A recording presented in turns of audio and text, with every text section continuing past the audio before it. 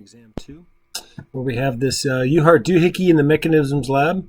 So it consists of a spring and this collar, and it's on this rod, and it's being pulled by the string of this pulley. Well, so there's negligible friction, so that really helps us here. And it's attached to the spring with a stiffness K right there, and it can be pulled upward by the string, right? Via a pulley as arranged. And the string has an unstretched length of LO and is initially compressed when at the bottom due to the weight of the collar. We want to determine the speed of the collar when it reaches the top position. So, there's several things about this problem. Let me see. I'll push this over to the side here. I'll just put it down there. I'll put it back up in there, and then I can't push down. There you go. Boom. So the numbers that I'm going to use for mine were the mass of the thing is going to be 0.2 kilograms. And I said my K was 4 newtons per meter. The dimension I gave as A was 1.25 meters. All right, so looking at this thing, let me see, I'll draw the thing out again. Had the spring right in there. And when it was at the top position, it was like this. So we had, came over to like this pulley that came down like there, and we had we could push down or pull down with a force like this. And the dimension here was A, and the dimension in between here was going to be B, is B. It's in between the center of that and where we're pulling down. Let's see, so I had B was going to be 0.25 meters, and I gave you that an LO was equal to here I set it as 0.2 meters, and then later on I went like, no, that needs to be 1 meter. Okay, so this was a red herring right here. This was supposed to make you think that I'm just supposed to like be changing the direction from this. I want you rather to like think about what this thing would actually look like. And so let's say that I took the mass off. So the mass is not there, right there.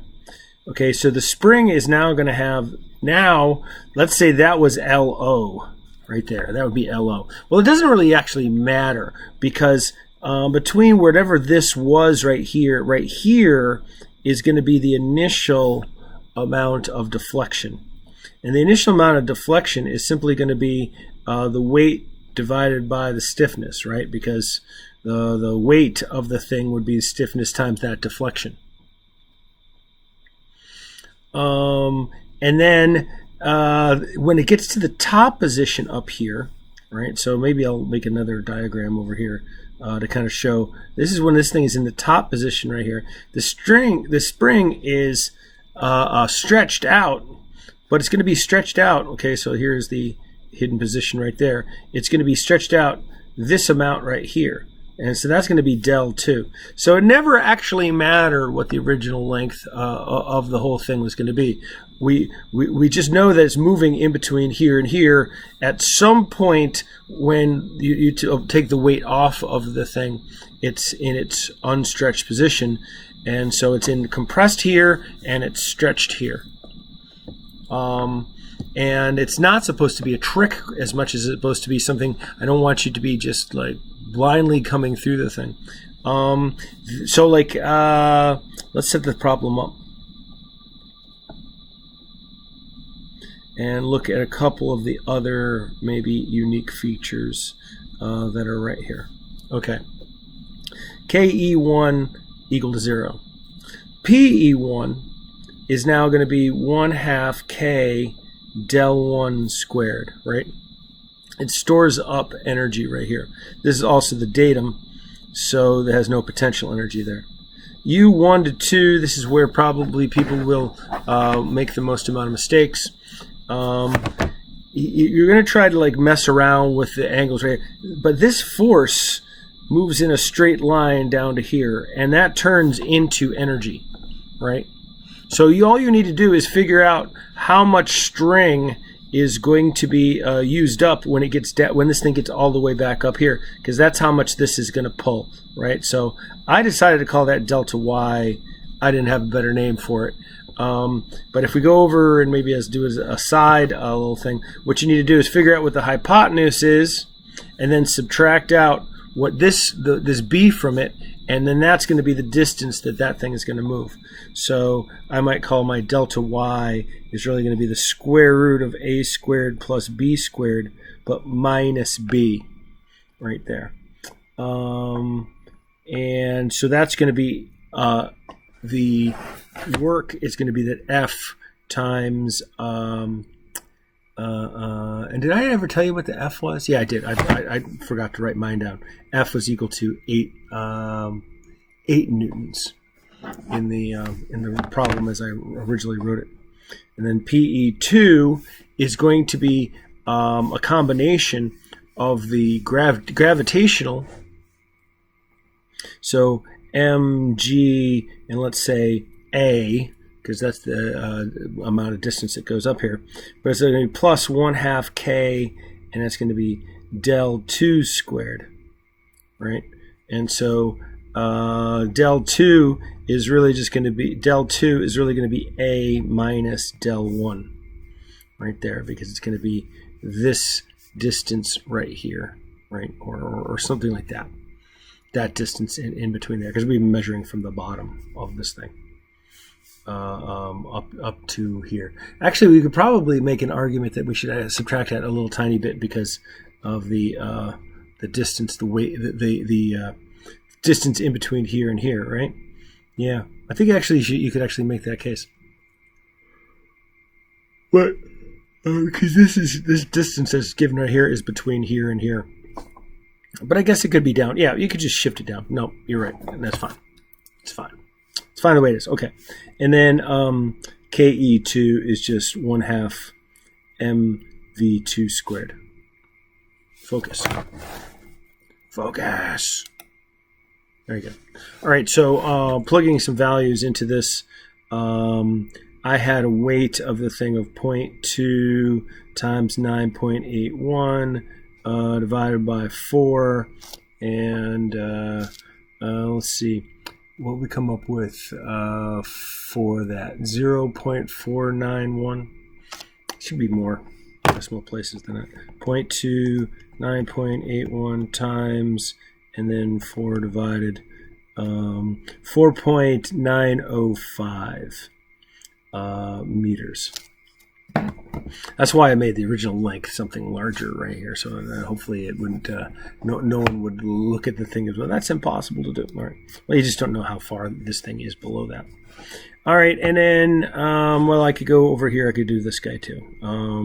So we have the square root of 1.25 squared plus 0.25 squared minus 0.25, and what we'll end up with is 1.25, where'd you go, squared, and 0.25 squared plus square root 0.25 minus, I get 1.025 right here. All right, so that's going to be the amount that we have. Oh, I never finished that. Okay, it's going to be the amount of that. Come on. And let's see, we start out with 1.25 and subtract out 0.4905. So our del 2 is 1.25 and 0.4905 minus, we get 0.7595. Yeah, meters. And that was meters too. So for this one, 1/2 4 times 0.4905 squared. I get a PE of the spring. It's not a lot, 0.48 and change. So 4905 squared times 4 divided by 2, yeah, 12 Newton meters.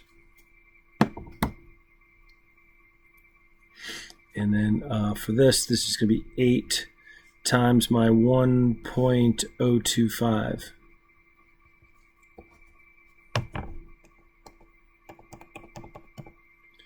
8.2 Newton meters. Sure. 8.198 I got on the spreadsheet. Okay. And then for this, we have 0.2, 9.81. It's going to move up 1.25 plus 1/2 K. No, 4. We already had it in there. And then 0.7595 squared right here. In between numbers, I'll just write it down because I already have it in a spreadsheet. For the gravitational, 2.453. I'll double check, is that right? Sure, okay. And then this is 1.154. All right, so you had the total of the spray of the potential energy, 3.606. That plus that is 3. Okay, and then this guy right here is just 1/2, and then 0.2, and then V2 squared. So if you plug all of those in there, we get that 0 plus 0.4812 plus 8.200, right? And then I guess you'd say it's 0.1, right? 0.1 V2 squared plus 3.606. If you do all of that, I do believe that you will get V2 is going to be equal to 7.123 meters per second. And you can see the contribution of it right here. Potential energy doesn't really start out all that much in here. This is a lot of work added to the thing, and then there's some remaining after it has changed height and that spring has stretched. So that was the solution to that one.